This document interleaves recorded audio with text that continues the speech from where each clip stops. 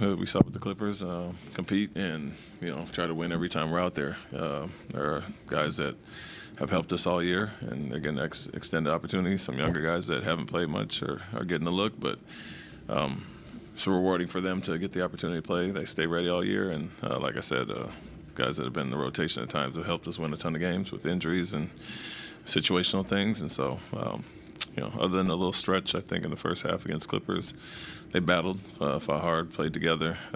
So our identity is who we are, and it doesn't matter who's out there. They all know what it is, and we just like to see that. What do you say about Jaylen, that he wants to play? He's obviously taking pride in not missing games. He's been banged up and injured as much as certain guys this year, and he plays through everything. And so he has that warrior mentality. Obviously wants to continue to play and not miss any games, and it's commendable for sure. I talked about it a few weeks ago, how he fights through everything and has the nicks like a lot of people, but he'll play through whatever. And so, not going to take him off his streak. He wants to play, and he'll try to fight me if I try to keep him out. So not like some others didn't, but, want to reward him for that. Along those same lines, how do players like Jabari, Tari, and Amen take that, knowing how competitive they are, wanting to be on the floor? How do they take not playing? Oh, they don't love it. I mean, guys have had some legit injuries. Obviously, Tari has the leg where he can't play the back-to-back. Jabari's coming off an ankle. Fred's coming off an ankle. And so as much as, Dillon's the same way with Jaylen, they all want to play and play every game. But big picture importance is being rested, fully healthy, and we'll get some reps in next game as a group. And so for them, they all want to be out there every game. But for some of the younger guys who haven't been in this position, we tell them it's an honor to be able to choose what you want to do. It's a reward for the play that we've had to put ourselves in this position to be able to sit a game and rest some guys and get fully healthy. And so they've earned that, and we need to take advantage and be smart about it. How nerve-wracking is it as a coach to have to watch the standings so much? I'm not. I mean, when you're in the midst of it and it's still impacting you, I think it's more handle business like we did. We talked about the last 10 games and playing against high-quality teams, and I think 8 of them. And, you get a win against OKC, you get a win against Golden State, and we kind of solidify our position. Now we're not worried about the others, honestly. And so you don't know who your opponent's going to be regardless with the play-in, and so that's not our concern. It's not nerve-wracking to us. We're in a great position. When people talk about the veterans, they talk about Dillon and Fred, and I think a lot of people almost sometimes forget that you have Jeff Green on this team and how much he contributes. What has he done for the young guys? He's been great from day one, a vocal leader that, is coming off a championship, obviously, when he got here. Playing in this many seasons. And last year, we relied on him with all the injuries, with Alpie going out, with Jabari being down, Amen being out for time. He was basically our backup 5, with Jock being hurt a lot too. So he played a lot more on the court last year, but this year, more of a reserve role and always ready when called upon. So you need that every day, work ethic, professionalism, experience to share with the guys. And to your point, I think because Fred and Dillon start and play a ton of minutes, obviously they get the notoriety for it. But Jeff is an extension of the coaches on the bench, on the floor, and as well as staying ready and always still being able to play at a high level when he's in.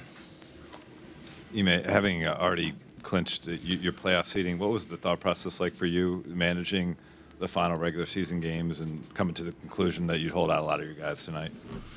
Yeah, it's the argument is rest versus rust, I guess. Getting them what they need with the layoff that's coming. But we want to be smart about it.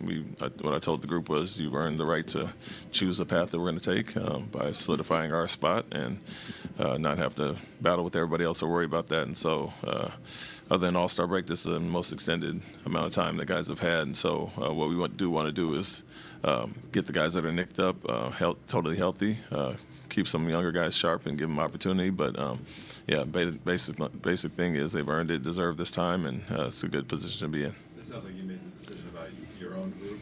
Was there any consideration to the spot the Lakers are in and their playoff seating on the line as well? No. Hey, mate. In the previous matchup, the Lakers played Jackson Hayes only like 2 minutes, and they went with the small ball. lineup for the entire second half.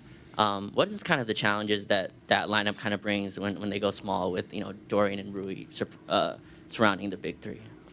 Yeah, it's obviously a spacing unit that shoots a lot of threes, and the spacing is totally different, obviously, without Hayes in there. Switch a lot more on defense, so there's some advantages for them, and it was kind of a battle of wills as far as the second half with us playing bigger lineups versus their smaller ones. Finney Smith and Vincent hit a bunch of threes, so they hurt us with that, and I don't think our bigs took advantage on the glass and kind of dominated inside like we had been, and so that was a big part of that game, and so that's really what it is. We got some things we can go to, obviously, when we do have our bigger lineups out there, but it's a battle of will. Someone has to impose their will as far as a small ball versus a large group that we have out there, and they came away with the win. Hi, Ime. JJ and a lot of other people have praised you for how you've been able to get the most out of this group. What sort of culture have you tried to set with this team? Culture of competitiveness from day one, changing some mentality and mindset since I got here. But it wasn't hard. The guys bought in immediately. We got a very competitive group, a tough, hard-nosed group that wasn't phased or beat down from the losing they had experienced early. And so they bought in from day one. And then, like I always say, bringing the right vets in.